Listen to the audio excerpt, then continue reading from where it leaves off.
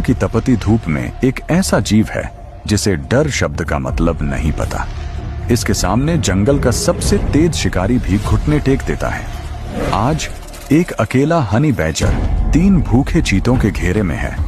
क्या यह इसकी आखिरी रात होगी या चीते अपनी जिंदगी की सबसे बड़ी गलती करने वाले हैं? हनी बैजर अपने जबड़ों में मुश्किल से जीता हुआ शिकार दबाए हुए है, लेकिन दूर क्षितिज पर 3 धब्बेदार परछाइयां तेजी से करीब आ रही हैं। चीतों का एक दल। आमतौर पर चीते लड़ाई से बचते हैं, लेकिन भूख उन्हें अंधा कर चुकी है।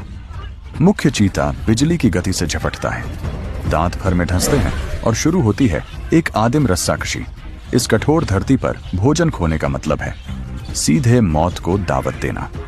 चीतों को लगा था कि यह एक आसान शिकार होगा, लेकिन सोचना इनकी सबसे बड़ी भूल थी। 2 चीते पल भर को ठिठक जाते हैं। बैजर की हिम्मत उन्हें चौंका देती है, लेकिन अगले ही क्षण बैजर झपटता है और शिकार वापस खींच लेता है। पीछे से एक और हमला, शिकार फिर छिन जाता है। 2 चीते भोजन लेकर दूर भाग जाते हैं, लेकिन तीसरा रुकता है। लड़ाई खत्म करने के लिए दांत और पंजे टकराते हैं। धूल उड़ती है। एक युवा चीता और हनी बैजर अब सीधे आमने सामने हैं। लोभ उसे पीछे हटने नहीं देता। वह बिजली की तरह पंजे चलाता है। तेज नाखून बैजर के शरीर पर वार करते हैं, लेकिन यह जीव ऐसे ही संघर्षों के लिए बना है। आखिरकार चीता उसे दबाने में सफल हो जाता है। मजबूत जबड़े बैजर की मोटी खोपड़ी को जकड़ लेते हैं, लेकिन हनी बैजर का शरीर इसी तरह के अत्याचार को सहने के लिए बना है। उसका शरीर ढीला पड़ जाता है, जैसे मानो हार गया हो। एक पल के लिए दोनों ठहर जाते हैं, दोनों एक दूसरे की दृढ़ता को परखते हुए। फिर अचानक लय बदल जाती है। बैजर फिर हमला करता है। उसके लिए पीछे हटने का कोई रास्ता नहीं। यह सिर्फ भोजन की लड़ाई नहीं है, यह अस्तित्व की लड़ाई है। चीता फिर झपटता है, बिजली की गति से, लेकिन बैजर झुकने से इनकार कर देता है। छोटा होने के बावजूद वह झुलसी धरती पर जड़ की तरह खड़ा रहता है। उसकी जिद इतनी तीव्र है कि विशाल शिकारी भी पल भर को हिल जाता है। अब चीता गोल चक्कर लगाना शुरू करता है। वह कमजोरी तलाश रहा है, लेकिन बैजर हर कदम के साथ घूमता है।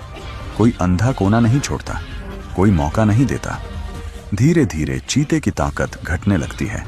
उसका शरीर तेज दौड़ के लिए बना है, लंबी लड़ाई के लिए नहीं। लेकिन बैजर के लिए यह सिर्फ झड़प नहीं, यह जीवन और शून्य के बीच की आखिरी दीवार है। अचानक बैजर झपटता है। उसके दांत चीते की गर्दन में धंस जाते हैं। दर्द से चीता चीख उठता है। अब उसे समझ आ चुका है कि उसने अपने प्रतिद्वंद्वी को कम आंका था। हनी बैजर की त्वचा मोटी, ढीली और रबर जैसी होती है। जब कोई उसे पकड़ता है तो वह अपनी ही त्वचा के भीतर घूम सकता है, जैसे किसी ठोस पेड़ को काटने की कोशिश। चीते के जबड़े दर्द से भर उठते हैं। वे इस अद्भुत कवच को भेद नहीं पा रहे। आखिरकार थकान और बैजर की अडिग जिद चीते का आत्मविश्वास तोड़ देती है। वह पीछे हट जाता है, वापस लौटता है जहां उसके साथी पहले ही शिकार खत्म कर चुके हैं।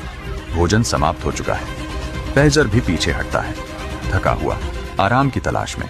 लेकिन तीनों चीते अब भी संतुष्ट नहीं हैं। वे ऊंची घास से उसका पीछा करते हैं, जैसे घायल योद्धा के पीछे चलती परछाइयां। बैजर अपने बिल तक पहुंच जाता है। धरती के भीतर खड़ा होकर वह अपने दांत दिखाता है, एक चेतावनी। लेकिन अचानक एक चीता झपटता है, उसकी थूथन पकड़ लेता है और उसे बिल से बाहर खींच लेता है। काला सफेद शरीर आक्रामकता की बिजली बन जाता है। तीनों चीते उसे चारों ओर से घेर लेते हैं, दांत, पंजे, खींचतान। लेकिन बैजर उनके पैरों को निशाना बनाता है। यही उनकी कमजोरी है। एक सही काट किसी चीते को हमेशा के लिए शिकार करने से रोक सकता है। अचानक एक मौका बनता है।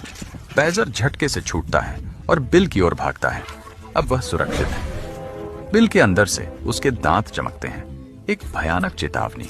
उसने अपने घर को किले में बदल दिया है। आखिरकार चीते हार मान लेते हैं। ऐसा दुश्मन बहुत महंगा पड़ सकता है।